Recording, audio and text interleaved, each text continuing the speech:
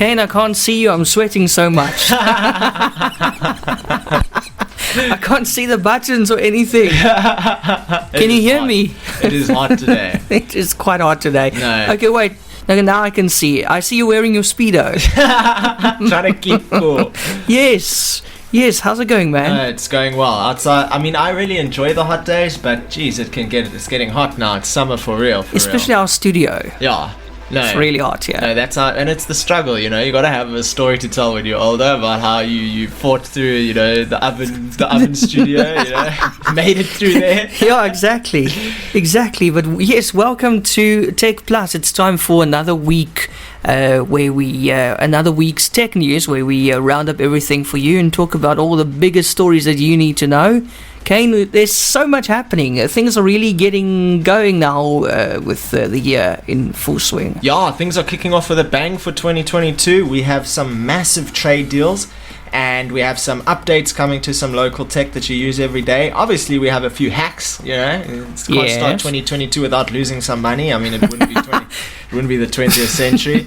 And we have some news about space and as also Instagram. So I'm quite excited to get into it. And also, remember last year we spoke about Audi coming out with their EV vehicles into South Africa. And we spoke about how potentially concerning it is on how you're actually going to maintain a full charge. If you were to buy one of these million rand plus vehicles. I think the lowest cost is about 1.8. And then the highest cost EV vehicle, I think, is about 2.7. Sure. And paying that amount for a car, if you get stranded on the side of the road, it's not an ideal place. No. So we're starting off today's show talking about just that. Audi and Grid Cars have teamed up to install SA's first 150 kilowatt ultra-fast EV chargers.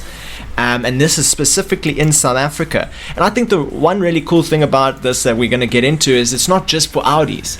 It's for all cars. Okay. So yes to the betterment of, EV infrastructure. So South Africa's electric car market might still be in its infancy, but Audi is pulling out all the stops to make a grand entrance this year. Not only is the German car maker launching 3 new e-tron models in the coming months, but it will also be the first to introduce the 150 kilowatt direct current ultra-fast charging technology in South Africa. Audi South Africa has teamed up with Grid Cars to install 70 new EV public charging connectors at 33 locations around the country in order to expand on its existing public charging network for the benefit of not only Audi but also all electric car drivers. These publicly accessible charging stations will offer all EV consumers, regardless of vehicle ownership, the latest state-of-the-art charging technology available in South Africa. But the question is, how powerful is this ultra charging technology? So these ultra fast DC chargers allow for impressively quick recharging. For instance, an Audi e-tron 55, which has a 95 kilowatt battery, can charge up from 10% to 90% in around half an hour. Wow. That's quick. Mean, I want a cell phone charger like that. You don't even have cell phone chargers that are capable of doing that. But why? But the other thing, how long does it take for you to stop at a petrol station and fill up with petrol?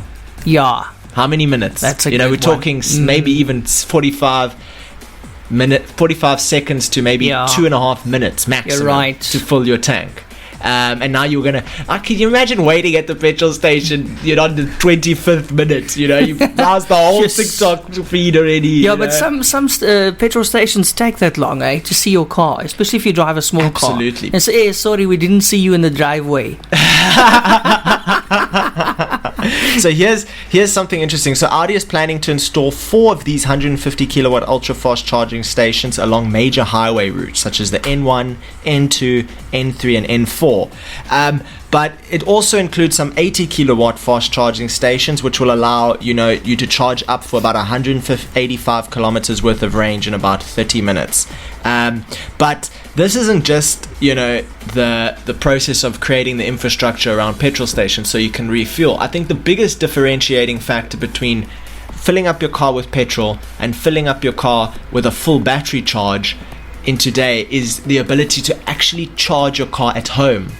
You can't fill your car with petrol at home. Yeah. And there will be some provisions. So Audi will be installing 24, 22 kilowatt AC stations at various public lifestyle places, but they'll also be enabling people to have a 32 amp industrial socket up to the value of 5,000 Rand installed for free in their home for them to charge their car up at home, which I think is it's really cool, actually, and we're actually going to speak about something that allows you to actually fill your car up with petrol from home as one of our next stories. Can you imagine that? So now you can fill up in an EV or a petrol car, but only in South Africa with some businessman out of Gauteng who's developed a new app. And we're going to get into that, but here's the official prices of Audi's e-tron vehicles that are coming this year. They're ready for big prices. The e-tron SUV is priced at 1.9 million. The e-tron Sportsback is priced at 2.1 million, and the e-tron GT Saloon is priced at about 2.7 million, with some speaks about a potential RS variant, so your sports variant, which I can imagine is probably going to climb over the 3 million Rand range, but we don't have an official price for that. And traditionally, cars usually have about a 5-year, 100,000 kilometer highway plan that comes with the car, but these vehicles will be sold with a battery warranty that's valid for 8 years or 160,000 kilometers and a 5-year, 100,000 kilometer freeway plan. So you're getting money out. You're getting money out, but I'm very excited to see these electric vehicles in South Africa. Yeah. Just know when you see an Audi electric vehicle, maybe it's the RS variant, he's driving around a 3 million Rand car. Yeah, exactly. He sold his house. He's now living in his car. No, you're gonna be walking across the street. You're almost gonna get hit by a car because you can't hear it.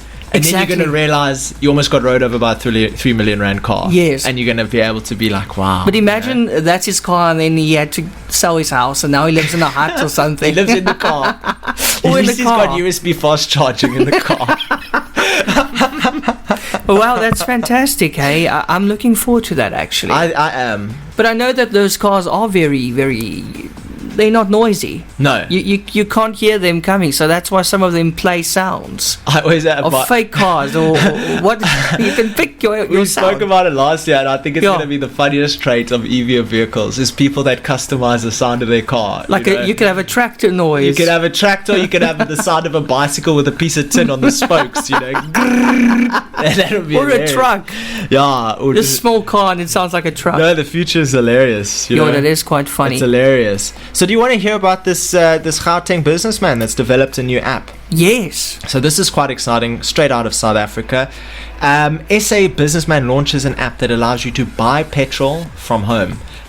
You can order sushi and wine, pay your clothing accounts, and even send flowers to friends in other provinces, all from the comfort of your couch. Online shopping has a massive convenience, but we've never been able to order petrol from home. So thanks to the brilliance of this local businessman, Luba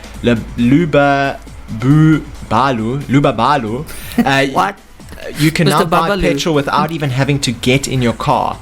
It was launched in October last year, and they partnered up with Caltex, BP, and Engine, so users can buy petrol, diesel, engine oil, and brake fluid, or even coolant and chain lubes online. For now, mostly Gauteng users can buy fuel online, but developers are working on expanding into other provinces. So Gauteng residents can search for their closest filling station, add in the type and quantity of the fuel they need, input their card details for payment, and the fuel will be delivered to your door. There's also an option for self-pickup. And I think this speaks volumes to what potentially could be the future of technology. Not just the fact that you can now order petrol from home. I think that is cool and it'll have its usability, but actually people creating apps that make life easier in places you never would have considered. That's what it's all about, convenience. It's all about that. And it has about 40 outlets in Johannesburg, but they say the uptake from petrol stations has been relatively slow, as most are owned by older families who are used to a more traditional way of selling. So I think when they were kind of trying to convert petrol stations, they actually have to give them the whole online as the future. You've got to invest in the future of e-commerce.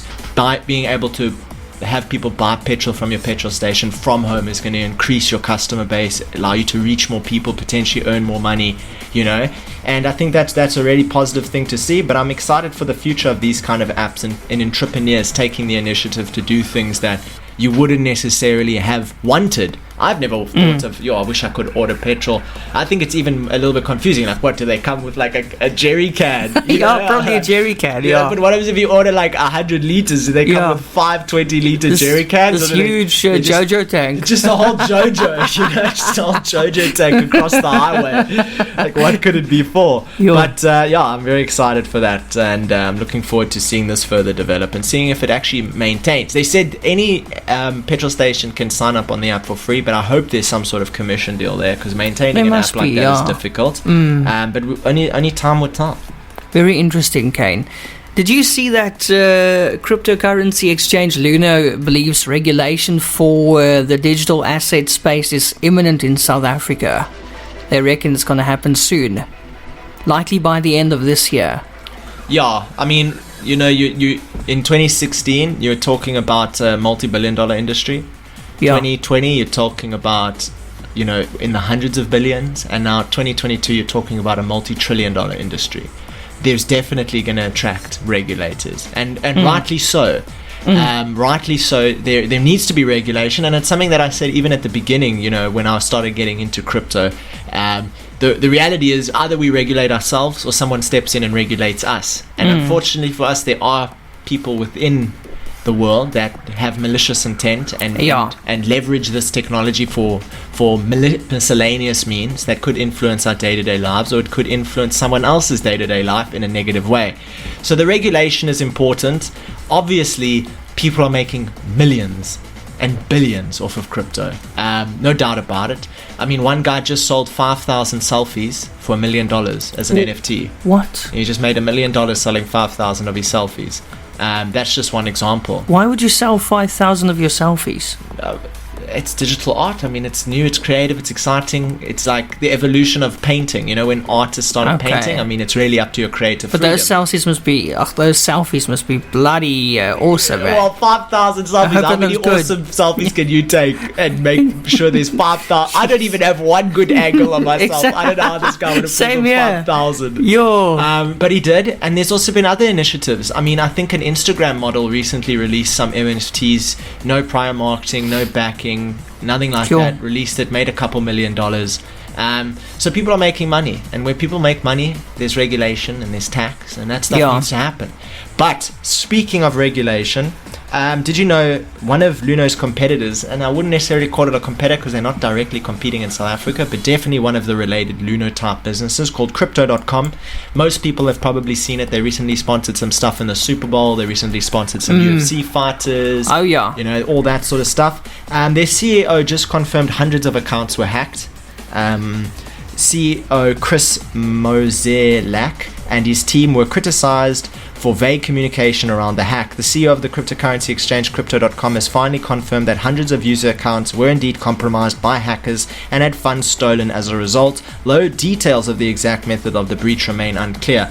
And what I'm going to get into now is why sometimes regulation is important. So obviously Crypto.com was hacked. People's accounts lost money. Now, they made a few mistakes. The first mistake was actually announcing a tweet that said no customer funds were lost. The downtime of the withdrawal was 14 hours and our team has hardened the infrastructure. That being said, funds were lost, and they might even have to back those funds up out of their own pocket, because it is their technology, their security that was breached. But that being said, 400 customer accounts had been compromised, and previous statements and other communications from Crypto.com have been criticized for their vague and unclear messaging. Realistically, about $15 million worth of Ethereum was stolen and was sent to somewhere called Tornado Cash, which washes cryptocurrencies, and it's kind of known as a mixer that can hide the final destination of Ethereum being sent to it. So what happens is you steal money, you send it to a washing machine, quote unquote. It's not going to clean your money, but it mixes it and hides it and makes it disappear, and now you've successfully stolen and hidden money. And for that kind of stuff, regulation is important. Crypto.com has said they have not been approached by a regulator as of yet, but they will keep the community informed as to what's happening. But just out of South Africa last year, AfriCrypt, billions stolen. Billions, not millions, billions. And that's what calls for regulation in the space. It's to avoid that, to set a standard of security and a standard for startup projects that have the opportunity to steal and have the opportunity to, what we call in the crypto space, rug pull, and basically put rules and regulations in place to try and stop it from happening. So regulation is good. Depends what the regulation is for. If it's to make the government more money, no. If it's to protect the consumer, yes. That's just my opinion on it. I like that. Amen. Amen. Right. Hallelujah. We're back with techPLUS. That was Nina Nesbitt and Summer Fling. Summer indeed. Kaine, how's it going? Summer, are you still well? indeed. That winter looks attractive this time of year. It does. I saw a video on Facebook this morning of somebody making a fire and it's snowing outside. And I was like, hey, want to trade places? Wouldn't mind trading places, actually. I actually, I always say it, in winter I wish it was hot, and in summer I wish it was winter, but I'm happy with summer. Yeah. Like, winter's worse. Let's be, being arguable about it. I like winter more because you have more temperature control. Yeah. You can wrap up nicely in a blanket. In summer, there's not much you can do. Yeah. You can swim, but then when you come out, it's hot again. I find in summer the best thing that you can do in this kind of weather is just embrace it. My friends always think I'm crazy because I'll wait until the hottest time of day. I say, okay, I'm going for a jog now. Yeah, because you're going to go for a jog after the show today. Yeah. You're so crazy. You know that. It's the best feeling, really, because yes. you, when you're trying to do normal things and you're hot, you're uncomfortable. But when you do something that you get hot anyway, you're not actually uncomfortable. When you're jogging and it's hot, it's not actually uncomfortable. But there must be a breeze. No. Usually there's not. If there's no breeze, then it's torture. But you do perspire. Yeah. Perspire, so you cool yourself down. So it actually, for that reason, but it's not as if there's a breeze blowing over your sweat. But the other day I jogged with a shirt and a little bit of it was open, and I have a red line on my shoulder, like someone inked me. Oh. Okay, do you want to hear what our next most interesting information is? Check out this. So here's a very, very cool story. So Microsoft Gaming. This is something I think I've spoken about once or twice. Microsoft is obviously the manufacturer and producer for Xboxes. And they also have what's called an Xbox app on the PC, which is like a gaming app. You install it, and any game that you buy through there can also be played on your Xbox, which is great functionality. The problem for me is there's no, like, if you compare the Xbox app on PC to something like the Steam app or the Epic Games app, these apps are actually very, very usable. They got functionality there that you want, like being able to move one game from one hard drive to another. And you might say, well, what the heck is the use of moving one game from one hard drive to the other, or taking one game from one computer and giving it to the other person, right? That isn't really possible with the Xbox app. But why would you want it? If you were in South Africa and a game is about 150 gigs, now you have to transfer that game from one hard drive to your friend's hard drive to avoid buying another 150 gigs worth of data. Not everybody has uncapped internet and all that sort of stuff, so it makes it very, very tricky. So Microsoft, obviously, with this app, is kind of putting their foot in the door of the gaming industry, right? That's what they're doing. They're putting their foot in the door for the gaming industry, and they've just made the biggest move in history. Microsoft Gaming has just bought Activision Blizzard, and it's an all-in cash deal valued at about $68 billion.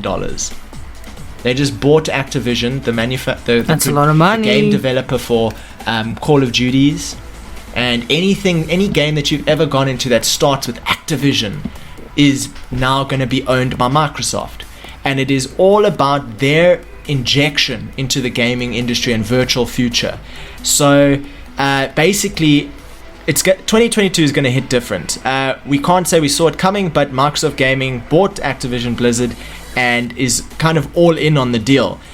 Some people question, is it legal? There's some interesting language when it comes to the announcement. Company CEO Phil Spencer said in his post, until this transaction closes, Activision Blizzard and the Microsoft Gaming companies will continue to operate independently. Once the deal is complete, the business will report to him as the official CEO for Microsoft Gaming, and it will have Activision basically as a parent company, which signals some serious changes at Activision. I don't know if you remembered, but Activision was in a lot of pressure last year. They had sexual harassment allegations. They let go about 30 employees and gave rude warnings to about 40 of them.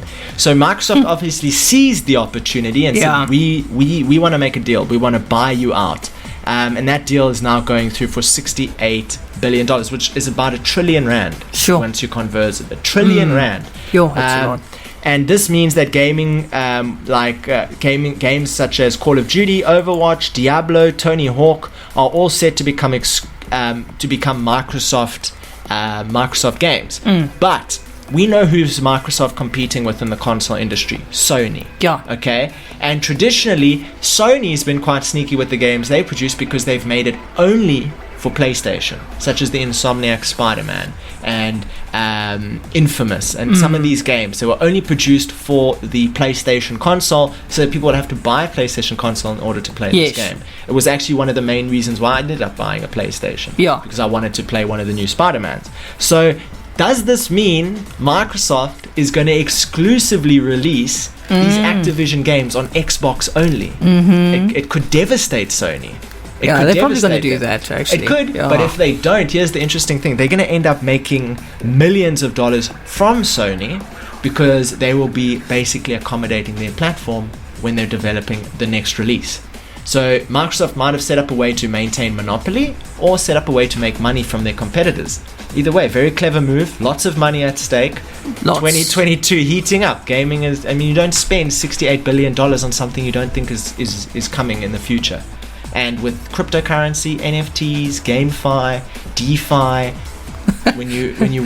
those are all different types of industries kind of within crypto. Once you understand those applications within gaming, you start to understand that gaming is going to actually become a lucrative industry where your 11-year-old child can earn potentially more money than you in your employed position by gaming, and not taking part in tournaments, but actually playing the game, collecting items, selling those items, almost like a retail industry for gaming, where you can trade and convert and actually spend money. A lot of people made real money off Steam's Counter-Strike, selling in-game skins and things like that. And 10 years ago, even 20 years ago, you would never have expected to be able to make money playing video games and outside of esports tournaments. So not being a professional athlete in gaming, but actually just playing the game and having a 1% chance to get an item while you're playing the game, getting that item and selling it for a couple $1,000s. Unheard of. But obviously Microsoft sees some application in that industry, and that's why they've made such a big move. That being said, Microsoft Xbox app is the worst app I have used on the PC for gaming.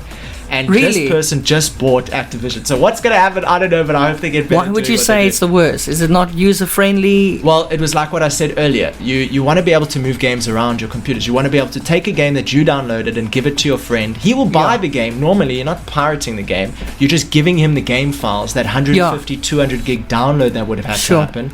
But with Microsoft, you can't do that. Yeah. Inside of Microsoft, they actually create a game folder, where it would install the games on your computer. They create a game folder within your Windows apps folder that you don't have permission to access. You can't open it. You can't move things around in there. You don't have permission. You can give yourself permission, but even when games are installing in themselves, they hide away, and it's hidden files. Completely unuser friendly. So people who like modding the games or adding DLCs and things like that have a lot of trouble doing it on the Microsoft app. The only benefit of the Microsoft app is games you have on the Microsoft app you can play on your Xbox as well. So you save, half the money you would have had to if you would have bought both games on both platforms. So that's very interesting. What a big piece of news. Very exciting to see what happens with that. Probably the biggest thing happening in gaming and tech right now in the tech space. Did you know that you get human pylons? They look like humans, but they carry electricity. That's in Iceland. I'm going to show you a picture. Oh, wow. It's much prettier than the ones we've got here in South Africa. What do they do? They just actually looks a bit freaky. It's just almost like art. Oh, so it's like telephone poles. Yeah. There's electricity. Well, it transports the cables. Yes. So where you would have a telephone cable, they have like this beautiful, like structurally sound, like person made of wire that holds it up. Exactly. They obviously ran out of new things to make in their country. Like, why would that be oh no, we don't like telephone poles, let's make these things that cost a shit ton of money. Yeah, but it still looks much better than the actual thing, eh? No, very interesting. Did you know China just sent their first classified satellite into space for 2022? Yeah, a classified classified satellite. So what does that really mean? Well, China executed its first launch of 2022 with a classified mission, the Xi'an 13 test satellite. The Long March 2D rocket carrying Xi'an 13 launched from the China National Space Administration on the 17th of January. The satellite was sent successfully into predetermined orbit, and the statement added that given the low temperatures of minus 37 degrees Celsius at the launch site, the team added a special product sealing kind of product onto the rockets to assure a safe launch. But the experiment number 13 satellite is mainly used to carry out space environment detection and related technology experiments. More than 40 space launch missions for 2022 were performed by China. Has plans for 40 space launch missions in 2022, and China performed a record-breaking 55 launches in 2021. I mean, if each country is releasing 55 satellites into orbit every single year, you have 130 countries. Can you imagine how many satellites there might be one day? So that's another cause for concern. But I think it's particularly, I'm particularly curious about why launch a satellite into space that is super classified and then deem that it collects environmental information. Is the environmental information going to be used for monetary gain? How do they intend to use that information? What other information is it capturing that's so classified? Why is this classified satellite being launched? Who knows? But it happened, and it's in space right now, and it might just be watching you. Jeez. Just jokes, but there's a lot of things watching us. You never know. Like right now, phones listening to us. Yeah, phones listen. Even just artificial intelligence in general is moving. I watched a story yesterday that was very interesting. I don't know if it was last year or the year before, but a computer program that plays chess beat the old record holder for chess, another computer software. So it took them a few years to develop this piece of software, the initial piece of software that beat the best chess player in the world. And then another piece of software was developed that beat that software in a chess match. Okay? But here's the catch. Here's the catch. This teaches you the power of artificial intelligence. That initial software that was developed to beat the world's leading chess player, that took years to develop, and it took a large team. This software that beat the last software champion was built with AI. So it started playing chess with absolutely nothing. No knowledge, no information about how chess works, but it was an artificial intelligence piece of software that basically learned how to play chess. And it took it 4 hours to beat the number one piece of software that beat the world champion at chess. The program ran for 4 hours, learned how to play chess, and beat the previous world champion piece of software. Yo. That's so cool. How crazy is that? It is crazy. But Kaine, did you know there's a leak in Apple? The Apple is leaking. I don't know what that says. Eon was passing me a note, but it's not legible. What does that even say? Oh my word, Kaine. It reminds me of when we were in school and we had to pass these notes around, and then the teacher would confiscate it. But that was before texting.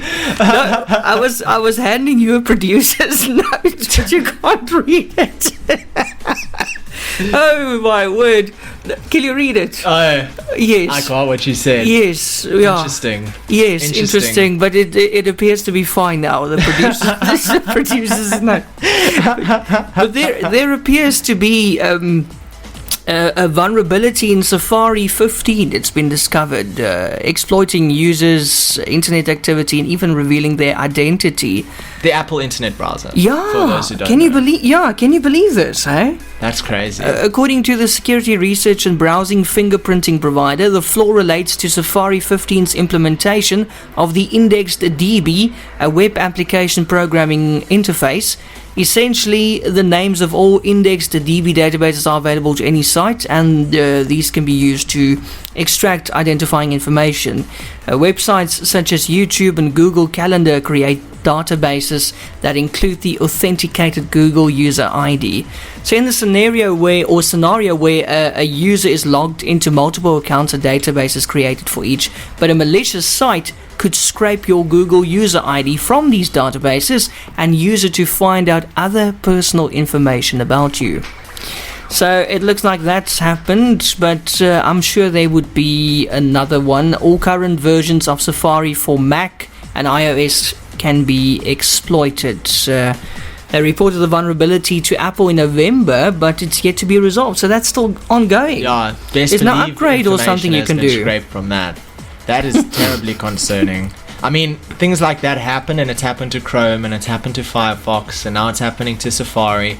And this is what makes our technology more secure. It's these kind of breaches and informational breaches. But realistically, it's your own private information at risk.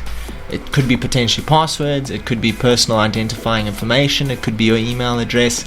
And these kind of information, you would think, well, I don't do that much on Google. So how much information could possibly be stolen, right?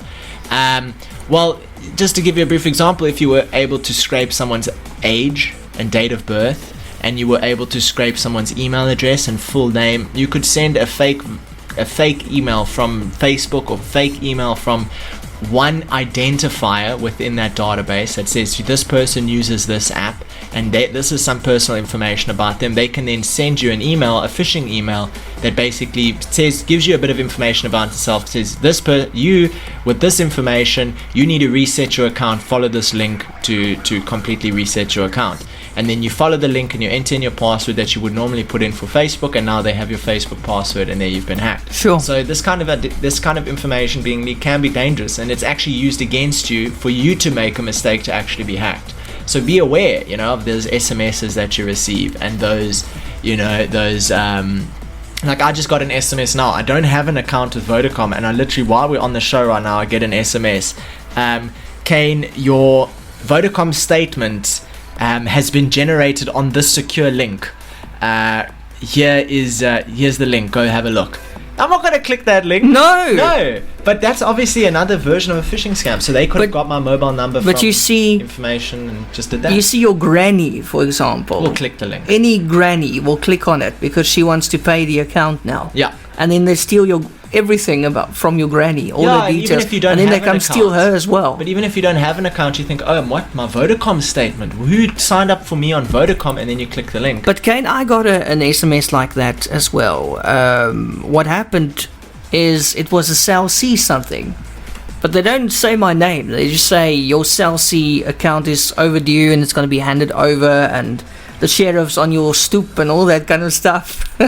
I don't have a Cell C account. No. I had Cell C on prepaid in primary school, for God's sakes. You can get in so much trouble for sending those kind of emails now because the they're not allowed to send me those messages. No. I saw them reply with some really bad words, hey? I wonder sometimes if they get it, because it's this long number that's sending it. But I don't think they'll see it. They don't get it. But it makes me feel better. No, you gotta just release. You gotta vent. Exactly. A little bit, Yeah, but I saw them do it in Cape Town style,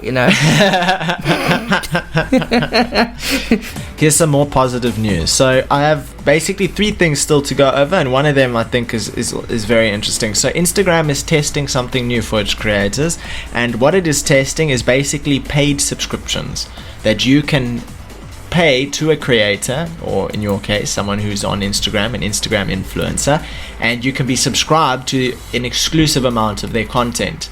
And let's find out a little bit more about it. So US Instagram users will soon be able to subscribe to a small number of creators and influencers to access exclusive content and features. In a blog post, the company says it's launching a test of subscriptions today, with more creators being added in the coming weeks. 10 creators are part of the early test, including basketball player Sedona Prince, Olympian Jordan Chiles, and astrologer Eliza Kelly. Fans will pay a monthly fee to access subscriber-only content from creators they follow.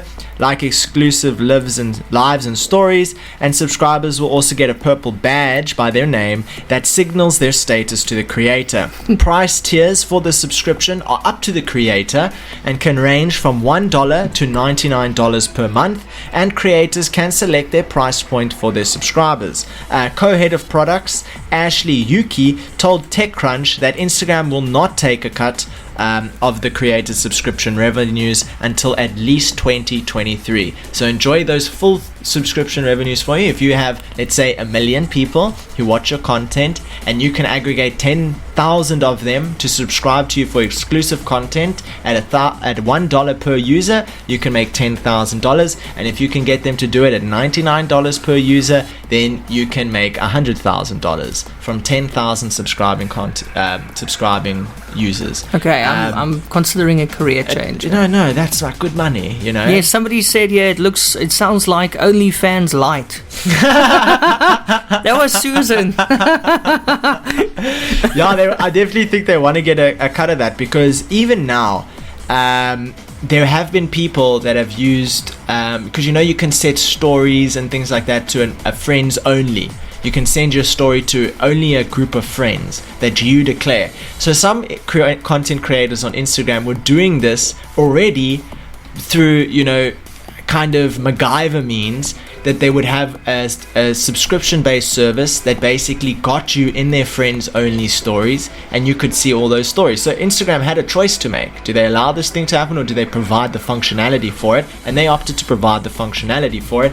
But only 10 creators have been started. There will be more coming soon, but this looks like it's, for at least the time being, a US-only service, a US-only beta, and it might come to South Africa sometime soon. The YouTube Red subscription service took about 2 years to come to South Africa, so that's a good benchmark. 2 years, and you should be able to, as an influencer on Instagram, you might be able to offer a subscription-based service, or even find yourself subscribing to one of your favorite content creators' private content. Now, that being said, it's a subscription service, so you can probably opt out at any time, so it puts pressure on the creators to make sure that the content they're creating is above and beyond and more interesting than what they already create and share exclusively.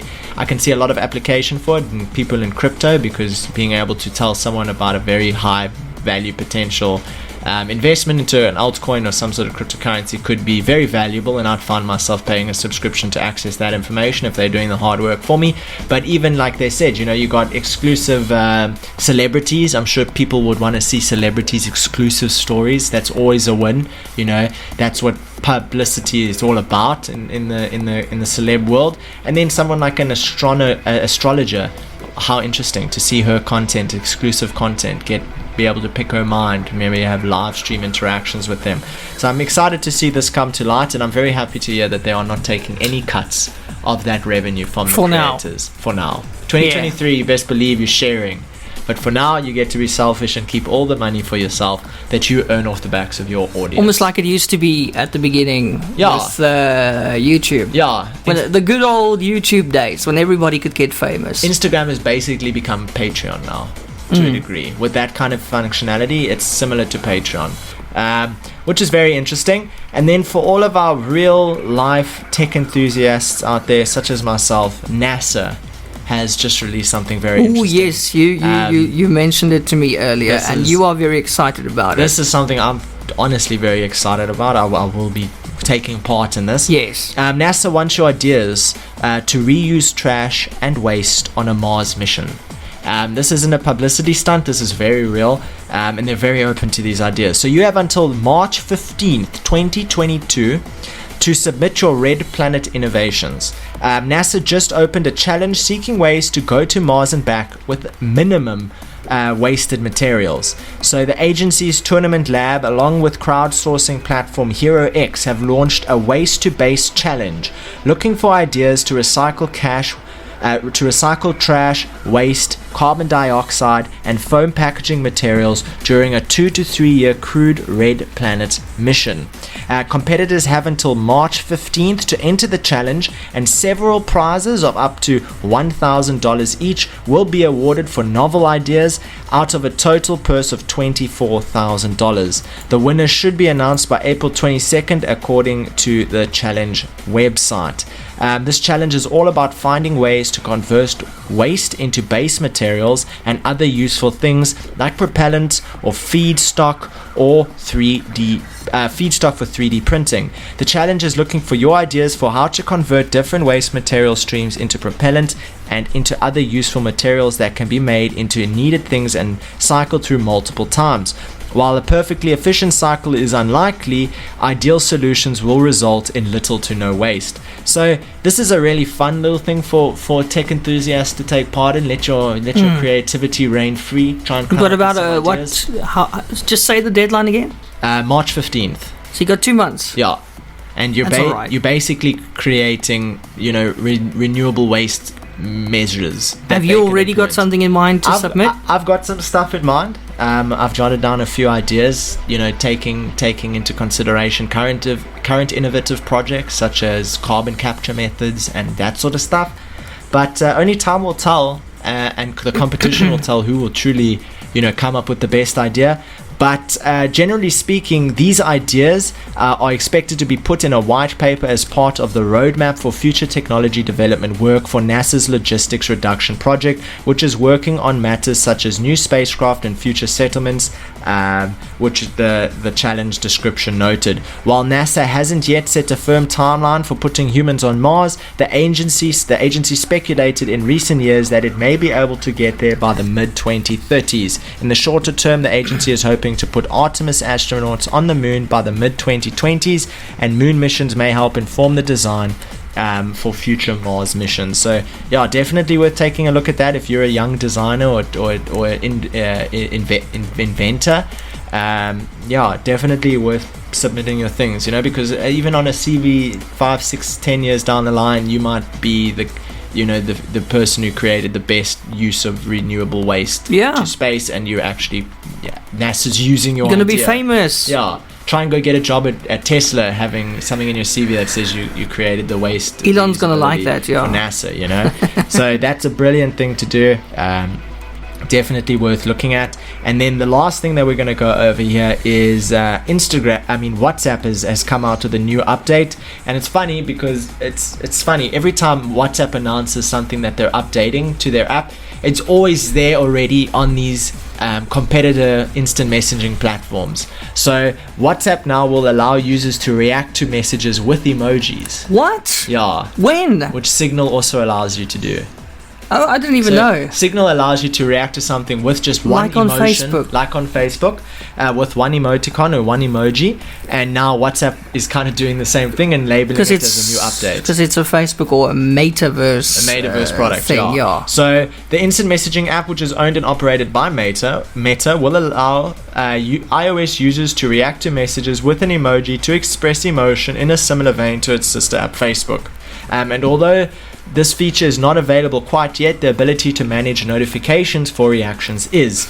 WhatsApp Insider's WA Beta Info said, you are now able to manage when you should receive notifications for reactions for individual chats and groups, and which notification tone to play when you receive these notifications. The statement also went on to detail that while the reaction feature itself is not available just yet, it assured users of the end-to-end encryption messaging service that it will come about very soon. It continued, unfortunately, it's still not possible to react to messages, but the fact that it's possible to manage these settings suggests these message reactions will be coming soon and should be trialed in the beta format and only rolled out to Apple users on iPhones and iPads. So if you do have an iPhone, you can enroll for this beta update and be one of the first people to actually use this feature, and it's definitely possible to do. All you have to do is you have to open up your WhatsApp on your iOS device, tap the 3 dots, and then head over to more options, hit link devices,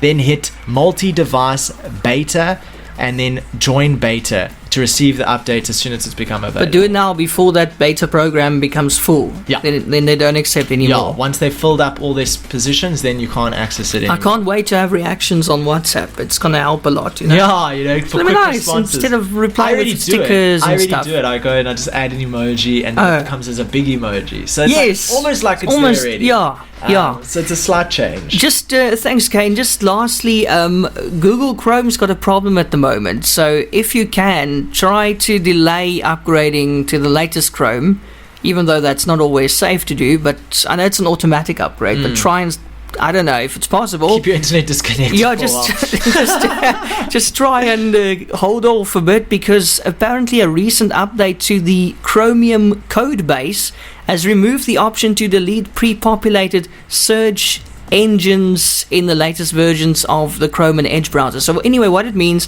there's a Reddit thread on it right now, and people they can't change to Google their default search engine, so they open up Chrome, and Yahoo is the default search engine, and then you can't, so you have to manually, every single time you have to manually type in google.com or whatever. There's So nothing I hate Yahoo- more than trying to find something on Bing. No, I don't even use it. I've Yeah, never. so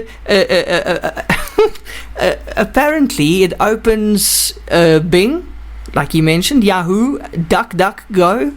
Oh, DuckDuckGo. What? Yeah. I didn't even know about DuckDuckGo. What is DuckDuckGo? And then Ecosia. Yeah, these are all search engines. So you can't delete it at the moment. That's a bit of a problem. I don't want to use those search engines. No, when I was doing a lot of marketing in the Google ad space, you know, doing Google ads, or when you search something on Google and an ad pops up, we decided to trial Bing as well. And Bing had such little search volume. I mean, the amount of people that probably use Bing are marginal. You still get MySpace results on it. No. Unsubscribe from that. They need to patch that. Is MySpace still going? I've never had an account on MySpace, to be honest with you. No, it was Never before. passed my It was radar. before our time, man. Yeah. But I wonder if the actual database is still there. I know that if you have a BlackBerry right now, I don't personally know somebody with a BlackBerry, but if you have one right now, you're in trouble, because they stopped all support now for the operating system. So at one stage, your phone's just going to be like, I can't live anymore in 2022, and your phone's just going to bail. Yeah. So MySpace no longer there's nothing there. Really? It says access to myspace.com was denied. Did you check it now? Yeah, I can't access Thanks it for at all. solving that mystery, Kaine. That's sad, you know. These things die. People don't even notice. Yeah, you know? I didn't even notice. Sitting there on the side of the road, like dehydrating, and like everyone's just like, God, who cares about MySpace? You know? I don't even know what I would have used MySpace for. Apparently, you could have like it was cool for teenage bands to put their music up there and all that kind of stuff. Oh, that kind of stuff. Yeah, like if you had a garage band, you would put your music on there. On MySpace. On MySpace. Not your yes. space, on MySpace. No, MySpace. Yeah, but anyway, it's time for us to leave this scorching hot studio. Yeah. Did you notice all the steam coming out of the equipment? They can actually, you know where we're recording, because there's just plumes of flippin' smoke. Yes. In the window. And also, did you notice all the smoke coming out of my ears? Cooking, we're going to be fried bacon. Yes, like it. So you're going for your jog now. Hopefully a swim after that. Just jump into the lagoon or something. Probably the lagoon, yeah. if anything. I mean, pools are hard to find here in Ireland sometimes. Yes. Just go for a scallop swim, man. Imagine that. You have a house on Leisure Island or something, and you come out and there's Kaine bathing in your swimming pool. You know, like, hey, dude. I like your show. I wouldn't mind. Yeah, I'd be out of there if someone said that. Oh, I like this show. There's a me-shaped hole in the water where I jumped out. Oh, Kaine, it was fun as always. Thank you so much, and we'll do it again next week. Absolutely, looking forward to it. Thanks to all our listeners for listening in, and we'll see you next week for another awesome tech show. Cheers, man. Cheers, everyone. Bye-bye.